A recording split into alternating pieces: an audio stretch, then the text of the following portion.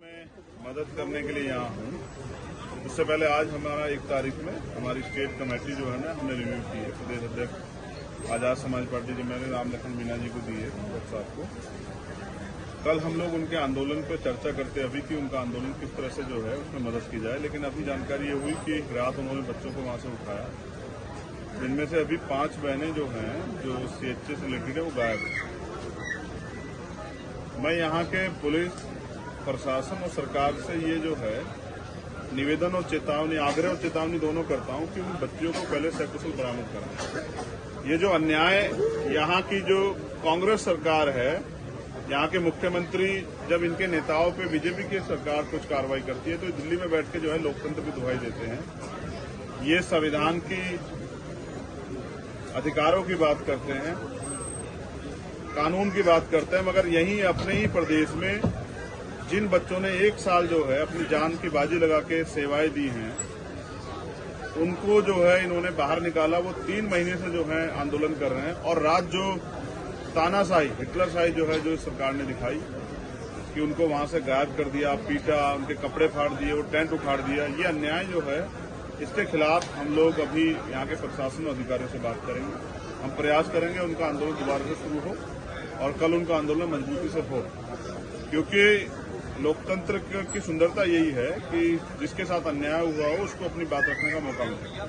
पहले तो सरकार को 3 महीने से उनका दर्द क्यों नहीं सुनाई दिया, और अगर वो अब आंदोलन कर रहे हैं तो उनको क्यों रोका जा रहा है। इससे स्पष्ट होता है कि यहाँ की सरकार भी जो है संविधान में और लोकतंत्र में आस्था विश्वास नहीं रखती। यहाँ की सरकार भी सामंतता के मजबूर है, और ऐसी मजबूर सरकार को लोकतंत्र में हम लोग आंदोलन के जरिए जवाब दे सकते हैं, जिसकी तैयारी कल की है। अभी उम्मीद है कि सरकार जो है समझेगी, पहले उन बच्चों को बरामद कराएगी और जो अन्याय, जो सुविधाएं वहां आंदोलन कर रहे बच्चों की छीनी गई है वो उनको वापस लौटाएगी। अभी मैं यहाँ के प्रशासन और उच्च अधिकारियों से बात करूँ। कल धरने पर महिला पत्रकार जब कवर कर रही थी तो पुलिस ने उनके साथ में बदसलूकी की, उनका फोन छीन लिया गया, अभी तक फोन भी नहीं दिया गया। उनको लेकर आपका क्या रवैया है? पुलिस जो है बेसिकली पुलिस सरकार की होती है, तो मैं गुलामों के बारे में ज्यादा कुछ नहीं कहना चाहता। वो नौकर हैं सरकार के।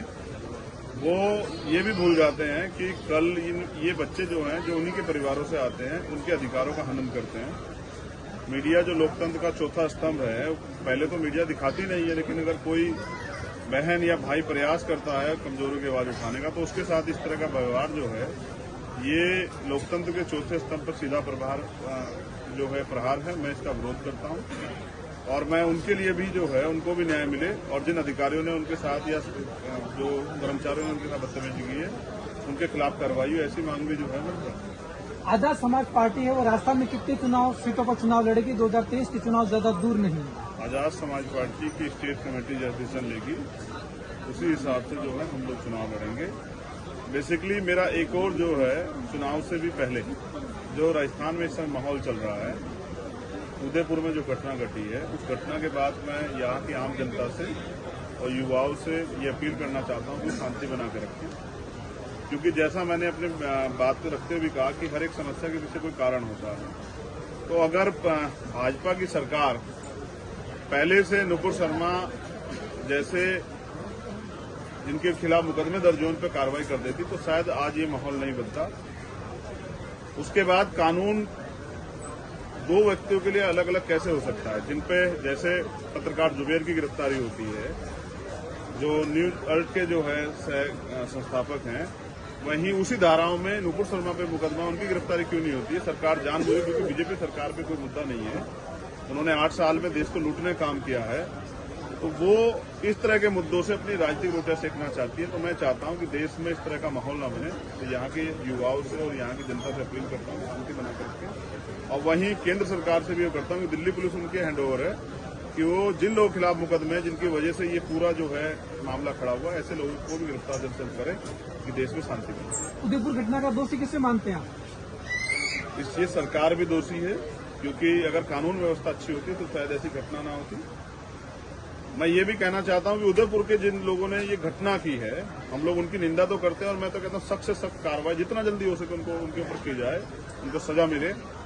लेकिन जब यहाँ आरोपियों के पक्ष में इतनी बड़ी बड़ी पंचायतें होती हैं तो इसके बारे में भी हमें सोचना पड़ेगा कि उनको परमिशन सरकार क्यों देती है, जिससे कि माहौल खराब हो।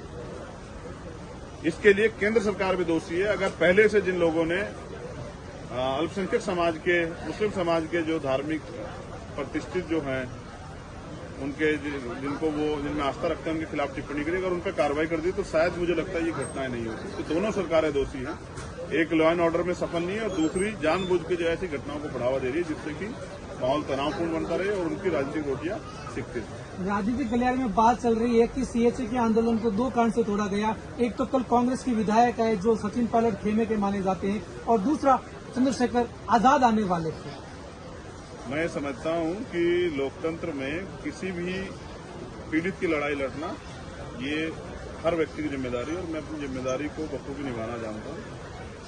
मैं सरकार से कहूंगा कि सरकार जो है ये अन्याय ना करे, वरना इस अन्याय के परिणाम जो हैं ऐसा ना हो कि पूरे राजस्थान का युवा जो है इस अन्याय के खिलाफ एकजुट हो जाए और सरकार को जो है सरकार की जेलें जो है वो छूटी पड़ जाए, क्योंकि युवा भी इस देश में गुलामी बर्दाश्त नहीं करेगा। और वो 90 दिन से आंदोलन चला रहे हैं, इससे स्पष्ट होता है कि वो अपने अधिकारों के प्रति, क्योंकि ये एक व्यक्ति का सवाल नहीं है जिसकी नौकरी है, उसके पूरे परिवार का सवाल है। ये 28,000 परिवारों का सवाल है, उनके सपनों का सवाल है, उनके आने वाली पीढ़ियों का सवाल है। उनके साथ जो अन्याय हो रहा है ये हम बर्दाश्त नहीं करेंगे।